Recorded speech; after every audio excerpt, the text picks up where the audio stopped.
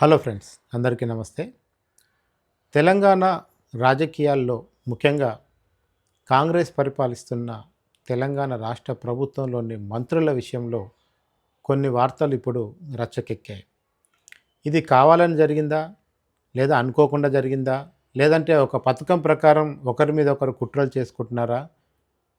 యాక్సిడెంటల్‌గానే విషయాలు బయటికి వస్తున్నాయా? ఇలా ఇప్పుడు జరుగుతున్న పరిణామాలను గమనిస్తుంటే ఒక పొంతన కుదరని వ్యవహారం ఒకటి క్లియర్‌గా కనపడుతుంది. ఫస్ట్ ఆఫ్ ఆల్ తెలంగాణలో కాంగ్రెస్ ప్రభుత్వం ఏర్పడిన తర్వాత 2023 డిసెంబర్ 9 నాటి నుంచి ముఖ్యమంత్రిగా రేవంత్ రెడ్డి గారికి అవకాశం వచ్చింది.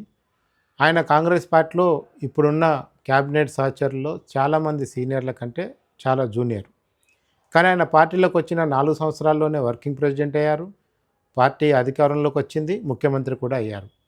ఈ విషయంలో చాలామందికి రిజర్వేషన్స్ ఉన్నాయి. చాలా అలకలు పూనారు, అసహనం వ్యక్తం చేశారు. సహాయ నిరాకరణ కూడా కొనసాగుతూనే ఉంది. అది మనం చూస్తూనే ఉన్నాం. సో ఇవన్నీ ఒక ఎత్తు. కానీ 2 సంవత్సరాలు పూర్తయిన ప్రజాపాలన లేదంటే కాంగ్రెస్ పరిపాలన తర్వాత మంత్రులపైన ఆరోపణలు రావటం అనేది ఇవి ఆర్థికపరమైన ఆరోపణలు కాదు. ఇవి మహిళలకు సంబంధించిన ఆరోపణలు రావటం అనేది ఇక్కడ చాలా కీలకమైన అంశం.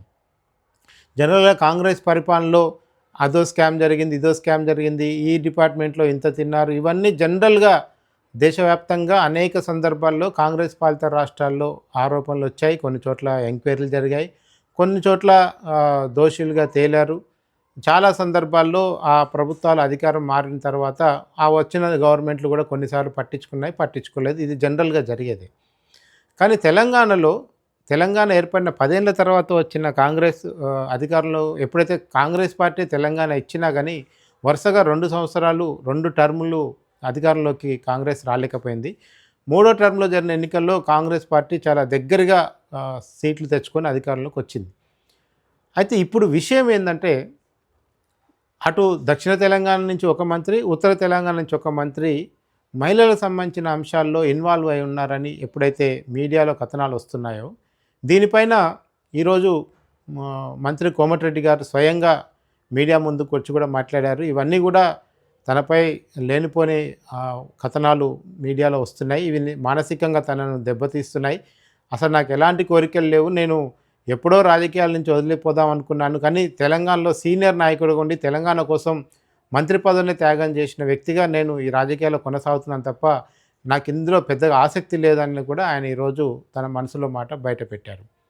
ఎందుకు దక్షిణ తెలంగాణ నుంచి కోమటిరెడ్డి గారు, ఉత్తర తెలంగాణ నుంచి పొన్నం ప్రభాకర్ గారు మాత్రమే టార్గెట్ అవుతున్నారు, ఎందుకు వీరిపైన మాత్రమే ఆరోపణలు వస్తున్నాయంటానికి సోషల్ మీడియాలో రకరకాల కారణాలు వస్తున్నాయి.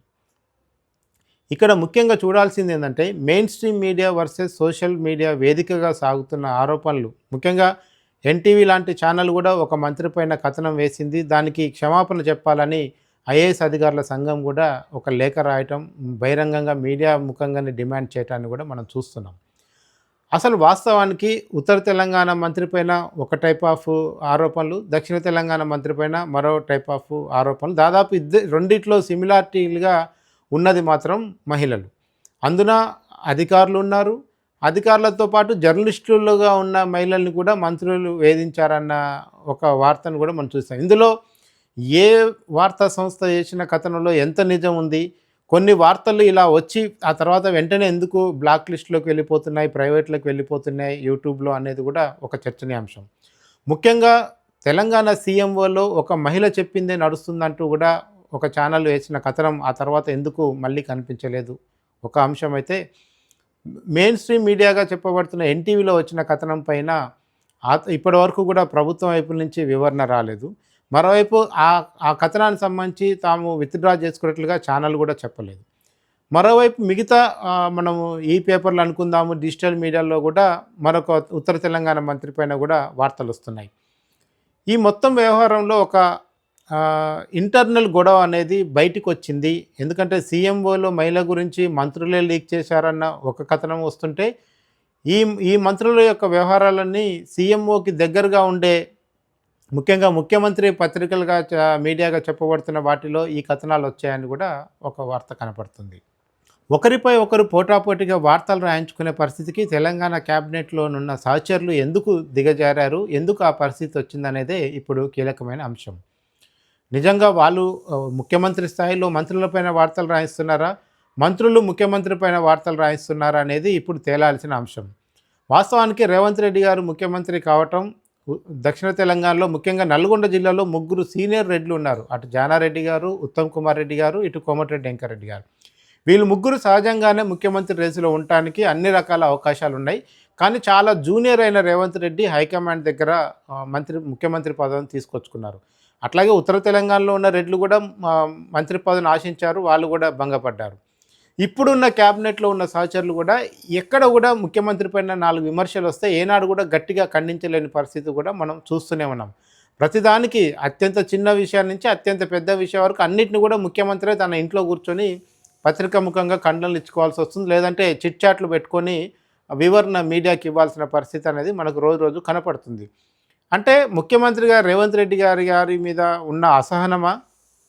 ఎందుకంటే రాక కాంగ్రెస్ పార్టీకి అధికారం వస్తే ఇంతమంది కలిసి చాలా అద్భుతంగా పరిపాలన చేసి రాబోయే 5 ఏళ్ళకు కూడా ఏ విధంగా అధికారం తెచ్చుకోవాలని ఎవరైనా ఆశిస్తారు. కానీ అలాంటిది కాకుండా ముఖ్యమంత్రి కింద గోతులు తవ్వేట్టుగా ఒక వర్గం ప్రయత్నిస్తున్నట్టు, లేదంటే మంత్రుల్లో తన మాట వినని వారు, తనను లెక్క చేయకుండా ప్రవర్తించే వారి విషయంలో ఒక రంగా ఉండటం అనేది మనం ఇక్కడే చూస్తున్నాం తెలంగాణ క్యాబినెట్లో.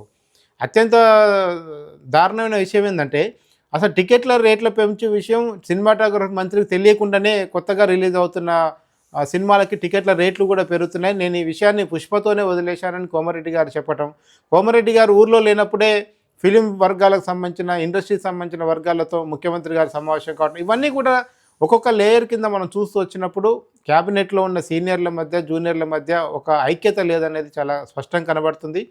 అయితే రాజకీయంగా ఎన్ని దుమారాలు ఉండొచ్చు, కానీ మహిళల విషయంలో కొన్ని ఆరోపణలు రావటం, దట్టు ఐఏఎస్ స్థాయి అధికారుల గురించి కొన్ని కామెంట్స్, కొన్ని లీక్ వార్తలు మీడియాలో ప్రచురితం కావటం నిజంగా కూడా ఈ సమాజానికి ఏమాత్రం కూడా మంచిది కాదు. వీటిపైన త్వరగా అటు ప్రభుత్వం కానీ ఇటు ఆరోపణలు ఎదుర్కొంటున్న ఆల్రెడీ కోమరెడ్డి గారు స్పందించారు, ఇటు ఉత్తర తెలంగాణ మంత్రి గారు స్పందించాల్సి ఉంది.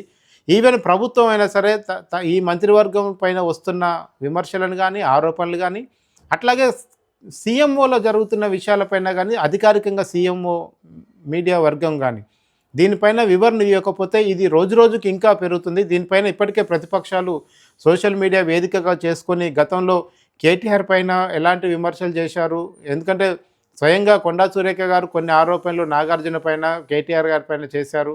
వాటిపైన కోర్టులో కేసులు కూడా నడిచి ఆ తర్వాత నాగార్జున గారు విత్డ్రా చేసుకున్నారు. ఇప్పుడు ఈ క్యాబినెట్ మంత్రులపై వస్తున్న విమర్శలపైన మరి మహిళా కమిషన్ ఏం స్పందిస్తుంది? ఎందుకంటే అధికారికంగా అటు మొన్ననే శివాజీ చేసిన కామెంట్స్ పైన కూడా మహిళా కమిషన్ స్పందించింది. ఇప్పుడు ఏకంగా మంత్రులపైన వస్తున్న ఈ ఆరోపణలకి ఎవరు సమాధానం చెప్పాలి? వీటి నుంచి బయటపడటానికి తెలంగాణ క్యాబినెట్ ముందున్న మార్గం ఏంది? ముఖ్యంగా సీఎంఓ పైన వస్తున్న ఆరోపణలపైన ముఖ్యమంత్రి రేవంత్ రెడ్డి గారు ఎలా స్పందిస్తారు? వీటన్నిటికీ అధికారికంగా రావాల్సిన వివరణలే తప్ప అప్పటిదాకా జరుగుతున్న చర్చ అంతా కూడా మీడియాలో ఊహాగానాలే అవుతాయి. Thank you friends, thank you watching this video.